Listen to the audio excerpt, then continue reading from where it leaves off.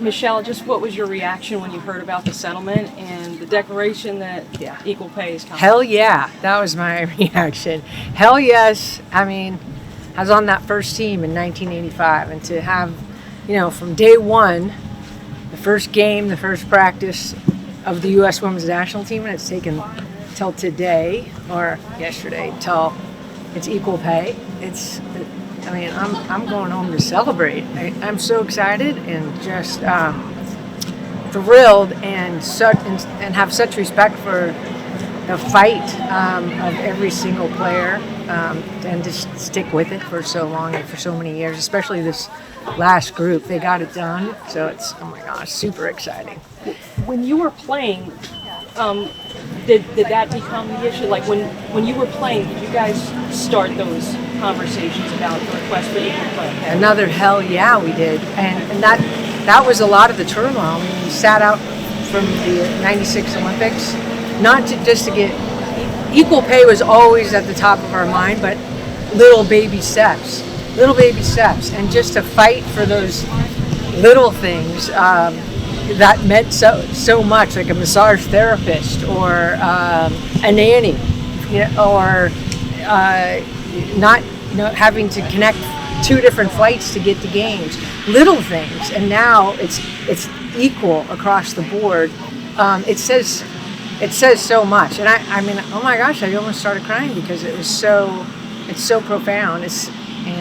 And it means the waves and the ripples from this will continue in so many different areas. So, and that's the part I'm really excited about too. Yeah, I mean, there's a lot to that. I mean, just the next generations of women's soccer players. I mean, this is a landmark day for them. It's huge, and it's been so interesting my journey back into the soccer world now, and here with the Orlando Pride, and walking in the locker room and in the offices, and we trained here as a national team for years, and I'm like, you have that? Oh my gosh, you have that?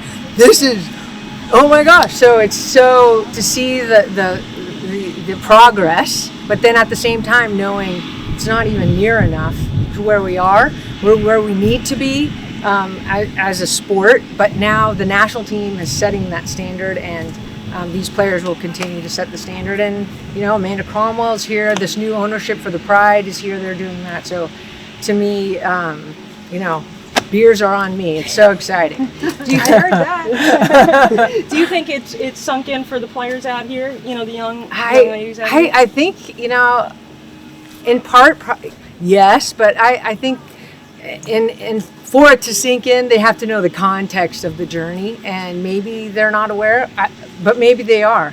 But for Amanda Cromwell, she's been there since the beginning too, and so for the veteran U.S. players that are now entering the old lady stage, and for the players that were before that, that really received no recognition, were absolutely part of the journey and part of the path, and we're standing on their shoulders. It's huge. Yeah. Do you feel like this is something that'll kind of vault that progress a little bit faster compared to how it's been in the past? I absolutely, because top down. So huge, important, and so for the rest of the world, there's going to be an impact, and definitely for this country, because the market is there, the game is there, and people are wanting more from these organizations and from these players, and it's big business. So this decision says, here are the possibilities. Here's how it should be. Let's make this happen for everyone. How will you celebrate? Do you have with beers? It's not off the table, right? Michelle, when you were representing USA, playing the World Cup, the league back then, it was in jeopardy to be canceled. And now that you hear about this equal pay, what would be your message for the future women's soccer players? What is my message? I think it's this game. It's a beautiful game, right? And we love. That's why we're out here to play. We love the game, but part of our job, whether you like it or not, is to grow the game and to push forward and open doors for the game, but then for those people, those players that are coming behind you. So that it's something to celebrate, and it's so important, this decision. But there's a reason why it happened, and that's the part I want people to understand, is that there's a reason why it happened, is because other people were pushing for this for years, and so we must continue to do that.